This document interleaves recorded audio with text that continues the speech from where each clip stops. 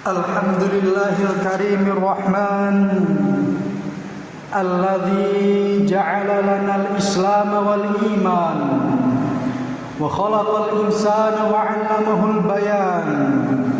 Ashhadu an la ilaha illallah al-malikud dayyan wa ashhadu anna nabiyana wa habibana Muhammadan abdullahi wa rasuluh salawatullahi alaihi wa ala alihi wa sahbihi wa man tamassaka bi sunnatihi ila yaumil qiyamah. Amma ba'du, fa ya ibadallah, usikum wa iyaya nafsi bitaqwallah wa ta'ati la'allakum tuflihun.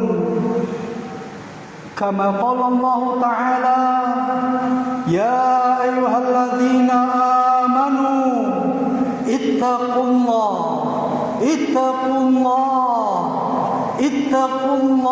haqqa tuqatih wa la tamutunna illa wa antum muslimun. Wa qala aidan, ya ayyuhalladzina amanu ittaqullah wal tanzur nafsum ma qaddamat lighad wattaqullah innallaha khabirum bima ta'malun. Ma'asyiral muslimin sidang jamaah Jumat rahimakumullah, tiada kata yang patut kita ucapkan melainkan kata alhamdulillah sebagai rasa syukur kita kehadirat Allah Subhanahu wa taala, karena segala limpahan nikmat dan karunia-Nya kita semuanya masih dimampukan untuk bernafas, masih dimampukan untuk mengarungi kehidupan ini seraya beribadah kepada Allah Subhanahu wa taala. Salawat dan salam tetap tercurah-haturkan atas junjungan kita baginda Muhammad sallallahu alaihi wasallam, yang mana beliaulah yang menunjuki kita dari jalan yang gelap gulita menuju jalan yang terang benderang dengan ad-dinul Islam al-hakiki. Ma'asyiral muslimin sidang jamaah Jumat yang dimuliakan oleh Allah Subhanahu wa taala. Pada kesempatan kali ini izinkan khatib menyampaikan tema khutbah tentang ilmu dan kebangkitan Islam. Jamaah rahimakumullah, satu kata pertama yang diturunkan oleh Allah Subhanahu wa taala yang menjadi wahyu kepada Nabiullah Muhammad sallallahu alaihi wasallam adalah kata Iqra. Kata Iqra ini bukan berarti tanpa maksud. Kata Iqra yang berarti bacalah adalah pangkal daripada ilmu yang kemudian menjadi dasar bagi kita semuanya, khususnya kaum muslimin, untuk hidup menjalani kehidupan di dalam dunia ini hingga ajal menjemput kita. Ma'asyiral muslimin rahimakumullah, Iqra atau bacalah adalah simbol dari ilmu yang menjadi landasan terbentuknya suatu peradaban. Semakin kuat bangunan keilmuan sebuah bangsa, maka akan semakin kokoh bangsa itu dapat berdiri tegak. Dari satu kata Iqra inilah Islam yang kemudian dibawa oleh baginda Muhammad SAW dapat kemudian berkembang menjadi suatu peradaban yang besar, peradaban yang luhur, yang menaungi seluruh umat manusia yang ada di muka bumi ini. Maka perjalanan sejarah telah membuktikan bahwa ilmu selalu menjadi faktor utama kebangkitan dan kemajuan suatu bangsa, termasuk kemajuan umat Islam terdahulu. Dahulu Islam pernah berada di puncak peradaban pada masa Bani Umayyah, Bani Abbasiyah, kemudian Bani Utsmani di bawah kepemimpinan Turki Utsmani, karena ilmu menjadi pilar utamanya. Demikian pula kebangkitan dari satu penggalan sejarah, kebangkitan generasi Salahuddin Al-Ayyubi yang berhasil mengalahkan pasukan salib dan mengembalikan Baitul Maqdis Palestina ke pangkuan umat Islam, yaitu merupakan buah dari pembaharuan pendidikan, pembaharuan keilmuan yang digagas oleh ulama besar kala itu, sedikit demi sedikit, yaitu Imam Al-Ghazali dan Syekh Abdul Qadir Al-Jailani. Dan yang tidak boleh dilupakan keberhasilan perjuangan bangsa Indonesia yang melepaskan diri dari penjajahan kolonialisme, yang juga tidak terlepas dari peran kaum terdidik yang menuntut ilmu guna meletakkan pondasi kebebasan dan kemerdekaan negeri ini. Ma'asyiral muslimin rahimakumullah, Rasulullah bersabda, "Man arada dunya fa'alaihi bil ilmi, wa man arada al-akhirah fa'alaihi bil ilmi, wa man aradahuma fa'alaihi bil ilmi." Barang siapa yang menginginkan kehidupan yang baik di dunia, maka hendaknya dengan ilmu. Dan barang siapa pula yang menghendaki kebaikan hidup di akhirat nanti, maka hendaknya juga dengan ilmu. Dan barang siapa yang menghendaki kebaikan keduanya, maka hendaknya juga dengan ilmu. Kita hidup di dalam dua dimensi kehidupan. Itulah yang membedakan kita dari orang-orang kafir. Kita hidup berorientasi dengan dua orientasi dimensi. Dimensi dunia dan juga dimensi akhirat. Karena kita semuanya sebagai manusia yang diciptakan oleh Allah Subhanahu wa taala akan kemudian meninggal dunia, kembali kepada kehadirat Allah Subhanahu wa taala. Maka apabila kita menginginkan kebaikan bagi akhirat kita nanti, juga hendaknya dengan ilmu. Maka dalam upaya perbaikan umat Islam dan mencapai kejayaan dan kemenangan umat Islam melalui ilmu tersebut, setidaknya ada dua hal yang patut kita garis bawahi.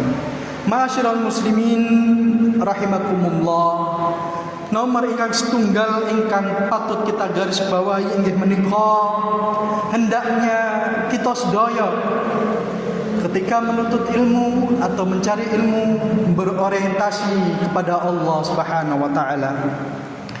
Kegiatan mencari ilmu yang mana ilmu tidak hanya didapatkan melalui membaca saja secara ansih, akan tetapi membaca ini juga termasuk mengamati ayat-ayat daripada ayat-ayat kauniyah. Selain ayat-ayat kauniyah, ayat-ayat kauniyah berupa alam semesta yang kita dapat lihat, kita dapat rasakan di dalam kehidupan ini, fenomena-fenomena kehidupan yang dapat kita renungi. Marilah kita berilmu di dalamnya dengan berlandaskan Al-Quran dan As-Sunnah. Maka orientasi kita di dalam berilmu itu hendaknya berorientasi kepada Allah Subhanahu wa taala. Ilmu yang tercampur dengan hal-hal yang tidak baik, dengan tercampur pragmatisme, keinginan untuk mencari keuntungan daripada ilmu itu, tidak akan banyak menghasilkan apapun. selain justru membuat situasi menjadi semakin buruk. Oleh sebab itu sejak dahulu kala baginda Muhammad sallallahu alaihi wasallam memperingatkan bagi kita kaum muslimin agar dapat meluruskan niat kita di dalam kehidupan ini, di dalam berilmu ini semata untuk Allah Subhanahu wa taala. Man ta'allama ilman mimma yubghadha bihi wajhullah azza wa jalla la yata'allamuhu illa liyusiba bihi 'aradan minad dunya lam yajid arfal jannah yaumal qiyamah. Barang siapa yang menuntut ilmu, mencari ilmu yang seharusnya untuk Allah Subhanahu wa taala, namun ia tidak menuntutnya kecuali untuk mencari dunia, maka pada hari kiamat ia tidak akan dapat mendapatkan bau surga. Rasulullah SAW menyampaikan ancaman ini yang cukup serius bagi orang-orang yang niatnya menyimpang dalam menuntut ilmu. Maka kita ketahui fenomena pada hari ini ketika kita melihat di layar televisi orang-orang yang barangkali disebut sebagai seorang intelektual, orang yang berpendidikan tinggi namun tidak menggunakan ilmu dan pendidikannya itu untuk kebaikan, melainkan hanya untuk berdebat sana sini. Termasuk juga para pemimpin negeri yang tidak menggunakan ilmunya sebagaimana semestinya, menggunakan ilmunya hanya untuk kepentingan dan kekuasaan pribadi. Maka hal inilah yang kemudian digarisbawahi sebagaimana sabda baginda Muhammad SAW, tidak akan dapat mencium daripada bau surga di hari akhirat nanti. Maka seorang ulama besar, Imam Al-Ghazali, menasihati di dalam tulisan dalam kitabnya Bidayatul Hidayah, ketahuilah wahai engkau yang ingin mendapatkan curahan ilmu, yang betul-betul berharap dan sangat haus pada ilmu itu. Jika tujuanmu dalam menuntut ilmu adalah untuk bersaing, untuk berbangga-bangga, untuk mengumpulkan kekayaan dunia semata, maka sesungguhnya kamu sedang berjalan untuk menghancurkan agamamu, membinasakan dirimu, dan menjual akhiratmu demi duniamu. Ma'asyiral muslimin rahimakumullah, maka niat mencari ilmu dan berilmu itu harus lurus tertuju kepada Allah Subhanahu wa taala, sehingga akhir daripada perjalanan menuntut ilmu itu sampai pada ma'rifatullah, mengenal Allah secara sungguh-sungguh dan hakikat. Maka ilmu apapun yang dicari semestinya bertujuan untuk semakin mengenalkan kita kepada Rabb kita, Allah Subhanahu wa taala. Dengan mengenal Allah, maka akan tumbuh rasa takut atau khasyah di dalam jiwa kita, dan siapapun yang memiliki rasa takut kepada Allah maka akan senantiasa berhati-hati di dalam menjalani kehidupan. Ma'asyiral muslimin, sidang jamaah Jumat rahimakumullah. Kemudian engkang nomor kalih yang menjadi poin penting di dalam berilmu itu, hendaknya lah kita berorientasi pada hikmah. Ma'asyiral muslimin rahimakumullah, di dalam mencari ilmu seringkali kita lalai atau lupa bahwasanya ilmu yang kita cari haruslah dicari dengan cara yang benar. Maka setiap penuntut ilmu harus mengetahui jalan yang benar dalam menuntut ilmu itu. Misalnya contoh, di dalam adab-adab menuntut ilmu, maka diatur pula di dalamnya adab-adab menuntut ilmu. Hal itu dimaksudkan agar proses menuntut ilmu itu dapat menghasilkan ilmu yang berkah, yang bermanfaat, dan akhirnya berbuah amal. Maka dengan mempelajari fikih menuntut ilmu, maka penuntut ilmu itu akan memahami adab dan sikap-sikap yang harus dimilikinya. Perjalanan menuntut ilmu adalah perjalanan yang sakral, yang harus dihiasi dengan akhlak dan adab yang mulia. Adab terhadap Allah, adab terhadap orang tua, adab terhadap guru, dan adab terhadap sesama. Maka inilah yang kemudian akan mengantarkan kepada kita semuanya pada hikmah. Hikmah adalah pengetahuan yang bisa mengantarkan kita semuanya pada banyak kebaikan, sebagaimana yang difirmankan oleh Allah Subhanahu wa taala di dalam Al-Qur'an, yu'til hikmata may yasha wa may yu'tal hikmata faqad utiya khairan katsira wa ma yadhakkaru illa ulul albab. Maka dialah Allah Subhanahu wa taala yang memberikan hikmah kepada siapa yang Dia kehendaki. Barang siapa yang diberikan hikmah, sesungguhnya dia telah diberi kebaikan yang banyak, dan tidak ada yang dapat mengambil pelajaran kecuali orang-orang yang mempunyai akal sehat.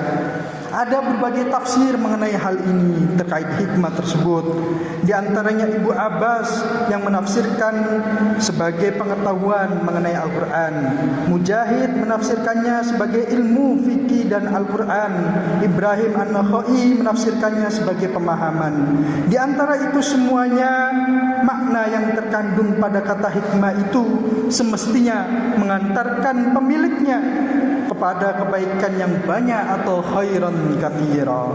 Maka persoalan sekarang adalah apakah ilmu yang dimiliki umat ini telah mengantarkan pada kebaikan yang banyak atau belum, atau baru sekedar ilmu saja. Lalu jika memang belum bisa mengantarkan pada banyak kebaikan, apa sebabnya? Maka sangat mungkin karena ilmu yang dicari belumlah melalui cara yang sesuai dengan adab-adab yang digariskan di dalam fikih Islam. Ma'asyiral muslimin rahimakumullah. Dengan demikian semoga Allah Subhanahu wa taala menganugerahkan kepada kita semuanya ilmu yang berkah dan bermanfaat, yang diridhai oleh Allah Subhanahu wa taala, yang menghindarkan kita dari ilmu yang membawa pada kemudaratan. Semoga pula kita diberikan rezeki berupa ilmu sebagai hikmah yang mengantarkan kita pada banyak kebaikan, khairan katsira, yang pada akhirnya kita berharap semoga ilmu yang kita miliki menjadi energi bagi kebangkitan dan kemenangan umat Islam. Mari kita menjadi umat yang terus mendepa diri dengan ilmu, yang haus dengan ilmu, yang berlandaskan pada niat yang lurus dan cara-cara yang benar, yang kemudian di akhirat nanti kita akan diganjar berupa surganipun Allah Subhanahu wa taala. Barakallahu li wa lakum fil Qur'anil Karim wa nafa'ani bima fihi minal ayati wa dzikril hakim wa taqabbala minni wa minkum tilawatahu fastaghfiruhu innahu wal ghafurur rahim.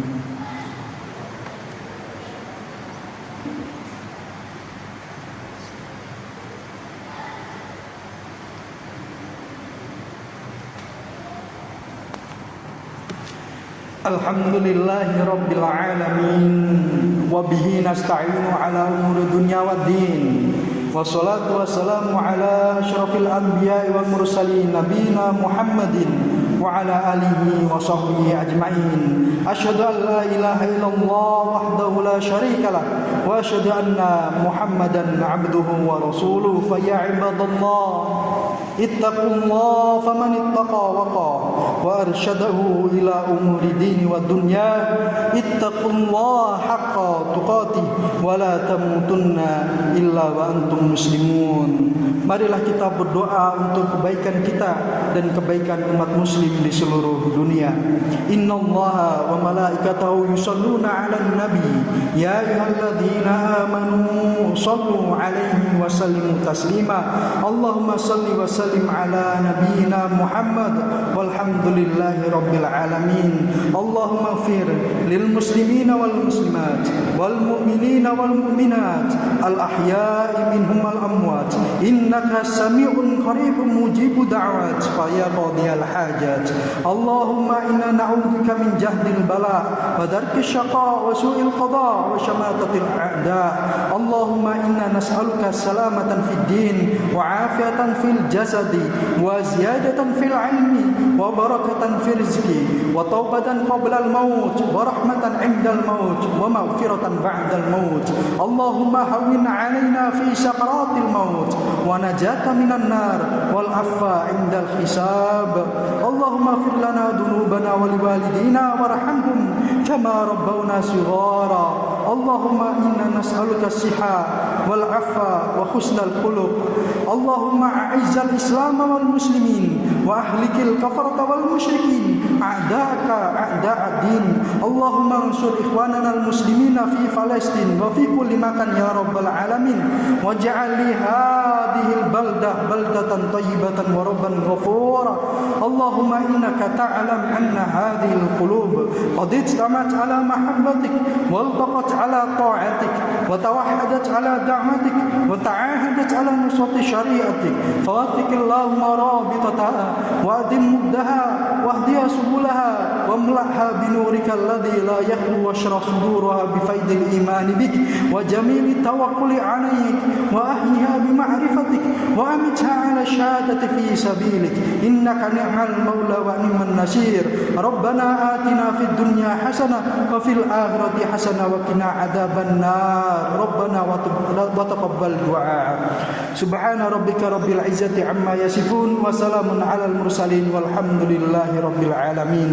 عباد الله، إن الله يأمركم بالعدل والإحسان وإيتاء ذي القربى وينهى عن الفحشاء والمنكر والبغي يعظكم لعلكم تذكرون. فاذكروا الله العظيم يذكركم واشكروه على نعمه يزدكم ولذكر الله أكبر. أقيموا الصلاة.